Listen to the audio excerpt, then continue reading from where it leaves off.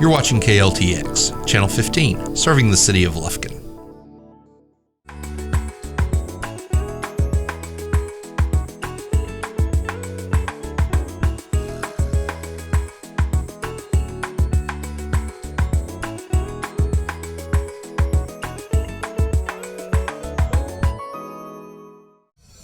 Hello, welcome to Memorial Cooking Innovations. I'm Leanne Anderson with the Polk Education Center at CHI St. Luke's Health Memorial. Today we have two guests. First, welcome back Adriana Arnold. She hasn't been with us on the show for a while, so she's joining us today. And then our special guest is Elaine Cameron. She's an Angelina County Master Gardener. And Elaine, I understand you have a show as well. I do, on this channel, Forest Country Gardening. Okay, great. Well, today we are taking a field trip to the Angelina County Farmers Market, and we're just going to kind of continue from our previous show on taking advantage of the summer produce and just look at what they have to offer and how we can make sure we're picking quality produce. So today, as we go through the farmers market, we're going to talk about how to pick out produce if you're shopping for it, and then Elaine is going to give us her perspective if you're interested in starting your own garden. Okay, so first we have probably what is everyone's favorite in the summer, our tomatoes, and so let's look and see what we have here.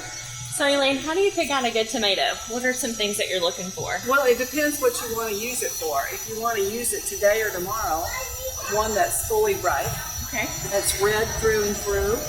If you want to have one to hold for later, you can even choose some green tomatoes. Right, And or make fried green tomatoes. Or fried green tomatoes today, or if you have some pink, they'll ripen on your counter. Okay. Just keep them at room temperature. And what about if you want to grow tomatoes on your own? What's a good way to start? Well, actually, in our climate, they need to start early because it gets hot and then the fruiting will shut down when we have hot nights, when it's over 80. So the key is to get them in about mid-March for a summer crop. And that's kind of when you want your tomatoes in. And there's usually lots of varieties available in the local stores, the nurseries. Or if you are really ambitious, you can start your own from seed in January. Okay, yeah. Well, that explains why my cherry tomato plant has shut down recently. So That's right. And I even had a great success though with my one plant in growing it in a pot. Is that something that you could do if you didn't have a lot of space for gardening? Right. Yes, and I've heard it advised, if you're a new gardener, cherry tomatoes are the best to start with. They're easy, they're really prolific, they produce a lot, and they'll grow in a pot. So if you live in an apartment, have a balcony, and have a little sun, you can have a tomato.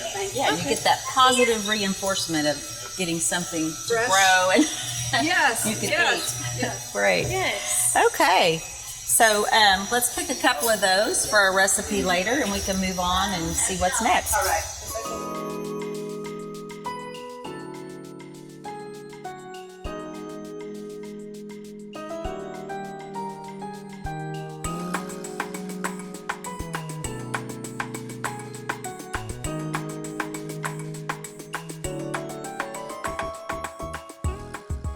Okay, so here we have cucumbers, which we're going to use later in a recipe, and some yellow squash.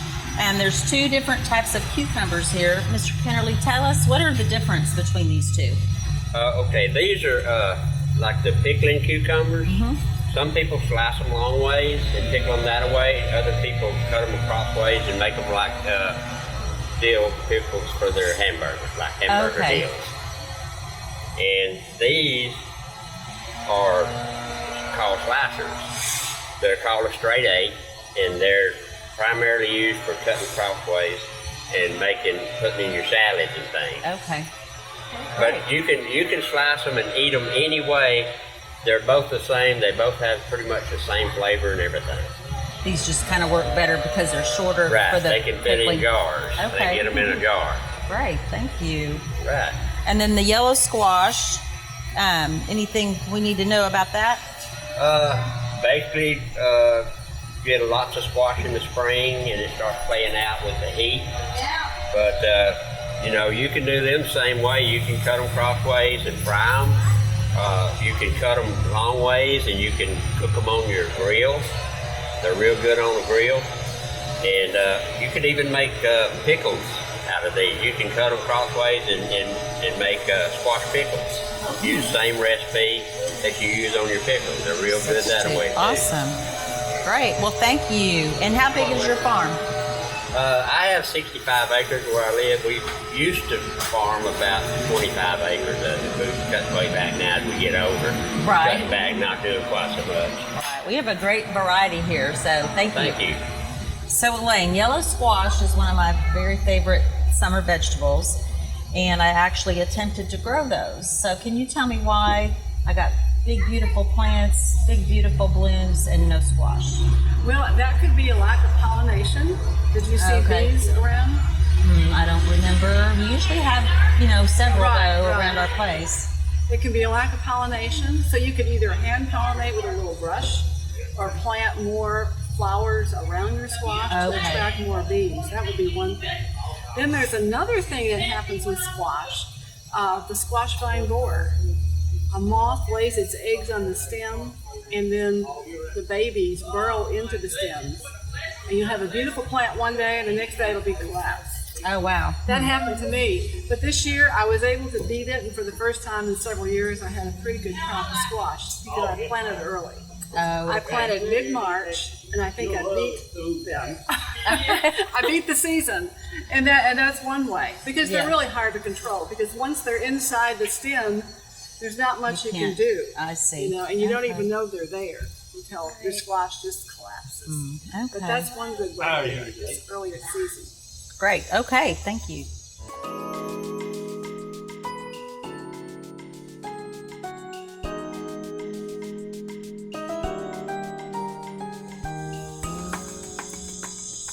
Oh, so here's something we've been using more on the show, the poblano peppers. Yeah. These look really good.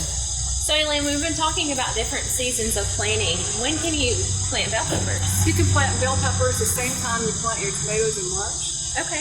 And they are actually one of the most long-lived garden plants in my experience, because they will last all through the summer.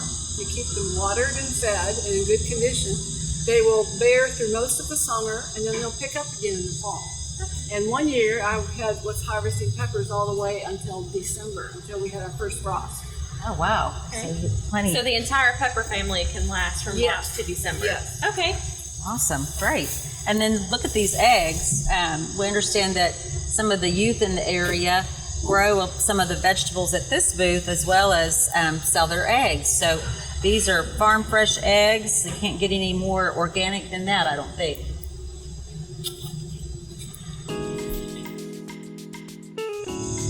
So this corn looks awesome. Yes, ma'am. It's actually local corn. It's called Sweet G90, sweet corn. You can always tell by the white kernels and the yellow. It's a big request around here. There's also field corn, but not as many people have field corn this year because of all the rain.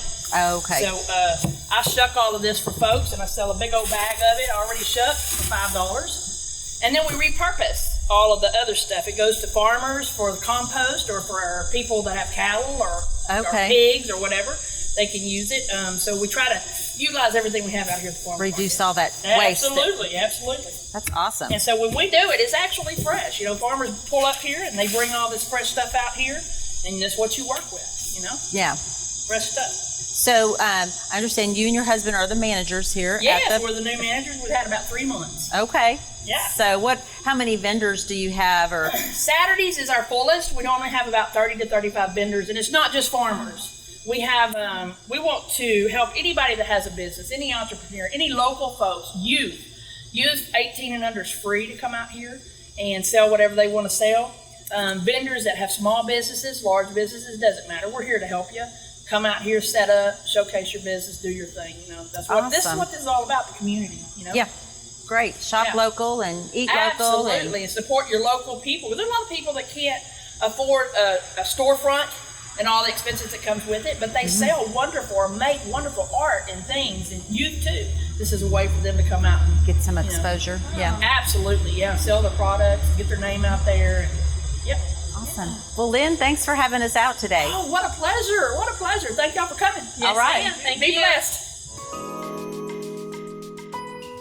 So we had a great trip to the farmer's market. Wasn't that fun? It was so fun. It was such a beautiful day to be outside. So. Yes, one of those rare, cool days in East Texas. So we have washed our produce that we bought at the farmer's market, and now we're going to incorporate the tomatoes and the cucumbers into a really easy side dish. It's going to be caprese pasta salad. So we're going to start with the tomatoes and just cut those up. And one good thing about tomatoes is they do add a lot of antioxidants, and lycopene is one that is a really healthy nutrient from tomatoes, and those are red all the way through, like Elaine talked about. You also get some vitamin C and vitamin A, and also a lot of fluid from those. Very low in calories. And then with the cucumbers, we chose the small pickling cucumbers, and we'll slice those up. So also we prepared ahead of time some pasta, and this is just the corkscrew pasta. You can use the bow tie, whatever shape that you might prefer. Cooked that according to the package and just drained it, rinsed it with some cold water, and let it cool off. So when I was in college, Leanne, this was such an easy dish for me to make, and it was affordable. And I truly loved it because I could make it in the morning and then come home after I've taken a class and then just eat it straight out of the bowl. Right, especially this time of year with all of these ingredients in season. And this would be a great dish to make and take for your lunch, or eat at home for lunch, or if you're going to a cookout or going to grill at home. You could add some protein to this meal by adding some chicken, or serving it with grilled chicken and maybe some French bread or whole grain bread, or even a fruit salad, and make a whole meal out of it. So those are looking really nice and ripe. They're very juicy. So some of the other things we talked about at the farmer's market is growing your own.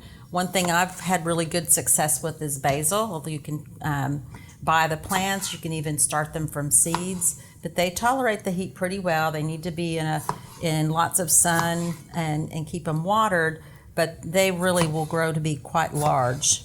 Parsley is also pretty easy to grow as well. And so when it comes to adding our cheese in our dish, what do you look for when you buy mozzarella? How do you decide what kind do you want to do? Well, it kind of depends on what's available in the market. A lot of recipes call for the little mozzarella balls, which we've used those in a previous show.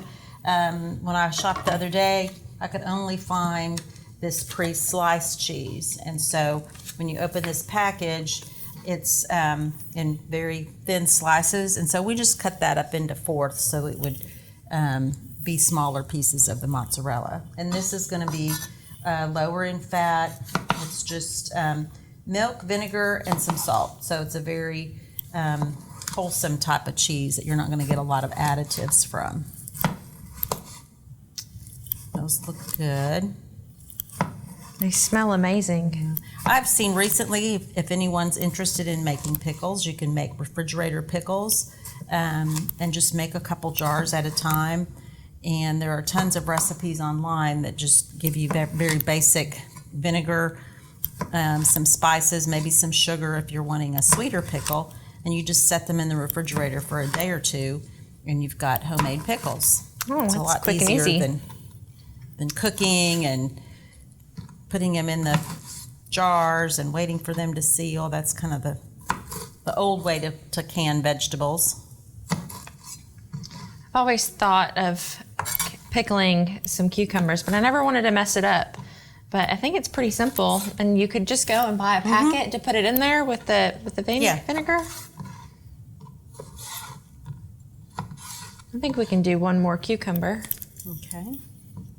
A couple other ingredients that we're going to add along with the basil and the pasta and the cheese are some avocados. We're going to get that good healthy fat from that, and some red onion just to give it a little bit of a zing, and then our favorite balsamic vinaigrette dressing. This is a creamy one we chose. There are tons of different varieties. You can even use your own balsamic vinegar and oil mixture if you don't want a lot of other flavors with it. With this dish, you really can add anything you want into it. You can. I was thinking you could add some of the yellow squash we saw at the market today, or even some fresh corn, some beans, just kind of whatever sounds good to you. I was thinking too, you could put some boiled shrimp into the salad and just make one big main dish salad. Yeah, that would be delicious. Okay, All right. Ready to add the pasta next? Yes, I'm going to add that in. I'm going to give it just a little toss. Oh, the color's already coming together. Yeah. And you want to do that first and then do your avocado and mozzarella kind of at the end, so that way it doesn't get mashed up. And we can add our basil in there. We did the whole leaves. You can always cut those up or cut back on the amount if you don't like a lot of basil. And then our onion. You could use green onions if you didn't have the red. We can go ahead and add some of our avocado in there.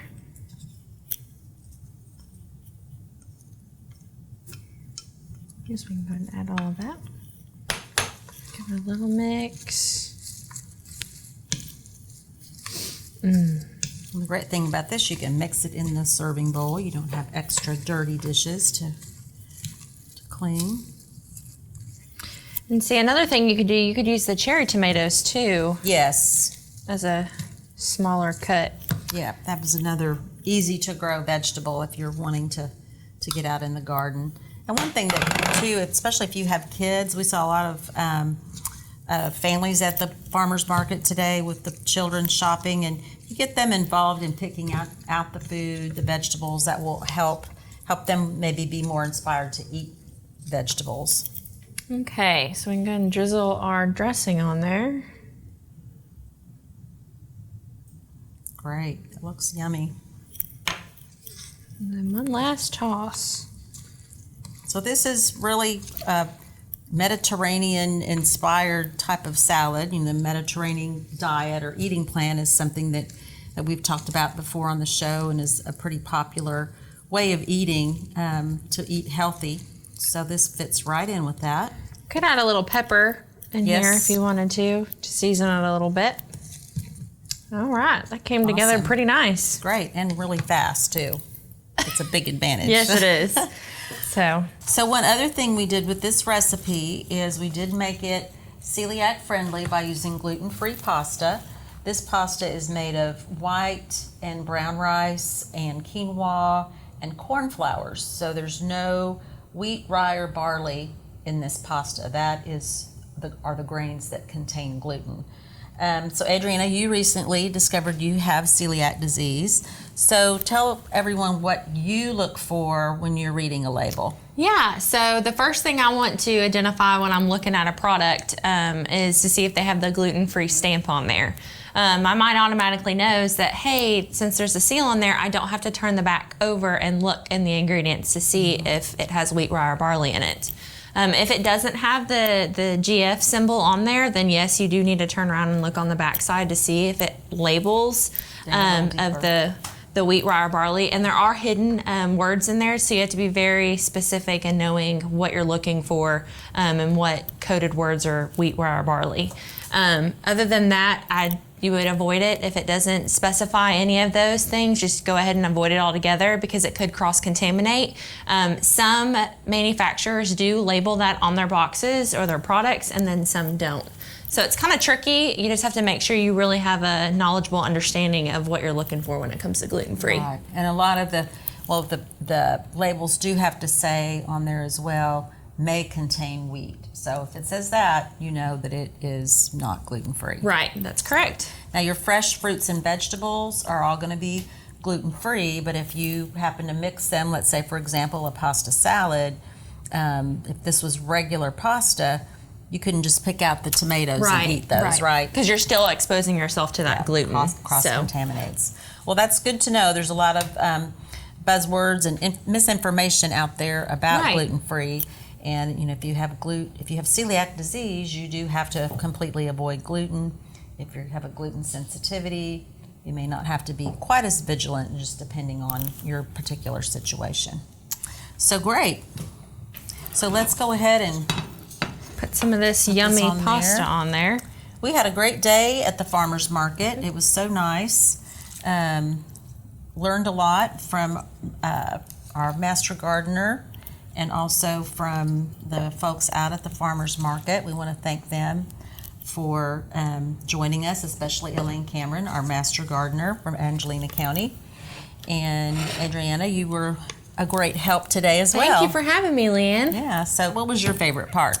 I would have to say just looking at all the variety of vegetables that we saw and how beautiful the produce were. I mean, just to be able to get outside and actually touch your vegetables and know that that's something that you can do with your family as well. Yeah, and to visit with the actual producers was fun, and I really like the fact how they support the local community, the small business, and also help reduce that waste by repurposing the corn shucks, for example. So very interesting day, and we want to thank the Angelina County Farmers Market once again for having us, and to Elaine Cameron, our Angelina County Master Gardener, and hope you'll check out her show on this channel as well. So wow, we really got a great tour of the farmers market today and got a great exposure to what's available and how to pick it out. So Elaine, what if someone wants to start their own garden? Do you have some advice for starting out? Right, the first thing I'd say is start with a raised bed. Start small. You can find raised bed kits at a lot of our local stores. You can find the soil there to fill it. And with a raised bed, you don't have to worry. We get a lot of rain. It runs right through, drains well. You can work it with hand tools. And then choose the vegetables your family likes. Focus on those. And you can get great advice from County Extension here that will tell you what are the appropriate planting times. Oh, and especially for the region. When you're starting out, to know when to plant what. Right. Okay. So do you have a greenhouse? No, I don't. The last couple of years, I started a lot of my seeds, but I started them outside with little miniature greenhouses. The plant trays that had the plastic tops. And they, 1 year was really successful. They went outside in January. The sun would warm them during the day. Some days it would get so warm I had to take the tops off. But they adapted, and they were the healthiest, strongest tomatoes I'd ever grown by March. Wow. That's great. Great. Well, Elaine, we've enjoyed visiting with you today, and thank you for all of your great advice as we continue to change the world one bite at a time.